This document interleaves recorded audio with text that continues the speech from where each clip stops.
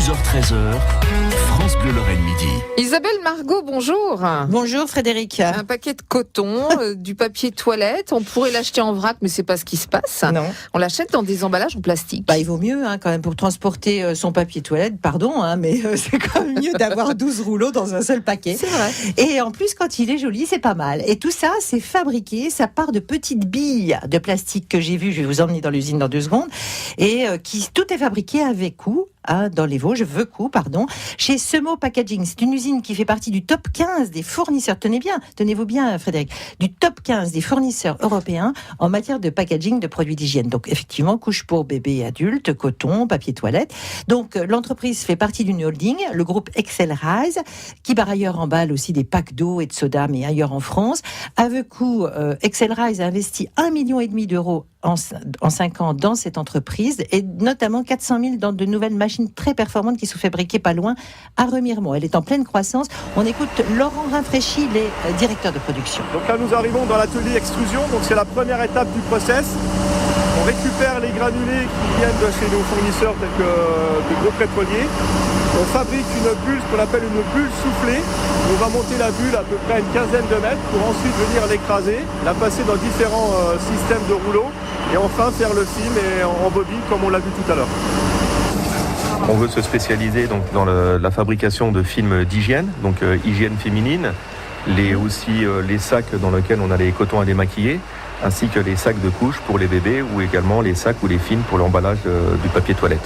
Si on prend l'exemple des sacs de couches, la couche va venir toucher la fesse du bébé, donc derrière on a des caractéristiques au niveau des règles d'hygiène et de sécurité alimentaire à respecter.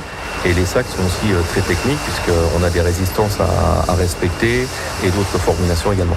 D'aspect, il faut que ce soit beau, que ce soit résistant. Tout à fait. Donc là, on arrive sur la partie marketing. Il faut absolument que le sac, lorsqu'il est en rayon dans les magasins, soit le plus beau pour que le client final se dirige vers ce produit. Donc les bobines là, elles ont été extrudées dans l'atelier d'à côté. Elles ont été imprimées. Et là, elles sont en attente de passer sur une des 2 machines là dès que la production va être terminée. Ces machines-là, elles font quoi? Elles font les sacs? On fait les sacs. En fait, vous avez la bobine, elle est ensuite déroulée. Sur le triangle là, on va venir plier le sac.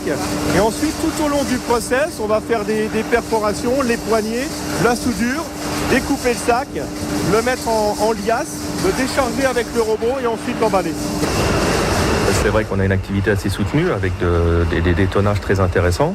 On est très bien placé au niveau européen, on est dans les 15 premiers fournisseurs. On se spécialise aussi maintenant, on a un projet d'avenir qui est Reborn 2025, où derrière, notre ambition est de ne plus faire appel à une seule matière vierge à ce moment-là. C'est-à-dire qu'on est en train de travailler sur l'incorporation de films régénérés ou de nos productions ou achetés à nos clients. Donc c'est un enjeu majeur pour nous, tant sur le point de vue économique qu'écologique, puisqu'on on fait également partie de la fondation New Plastic Economy, qu'a fondée Ellen MacArthur, et on est totalement impliqué dans l'économie circulaire et bien sûr tout ce qui est écologique.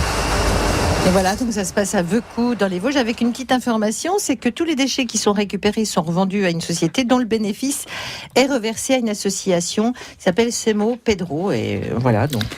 On a vraiment beaucoup de raisons d'être fiers dans la région. Exactement. Et figurez-vous que je fais écho à ce que vous dites, puisque dans quelques minutes, on ira prendre connaissance d'une société qui s'appelle Atelier TB et qui lance le tablier vosgien. Voilà, super. On continue dans la fierté d'être lorrain. La suite sur France Bleu Lorraine Midi. Merci Isabelle. France Bleu Lorraine Midi.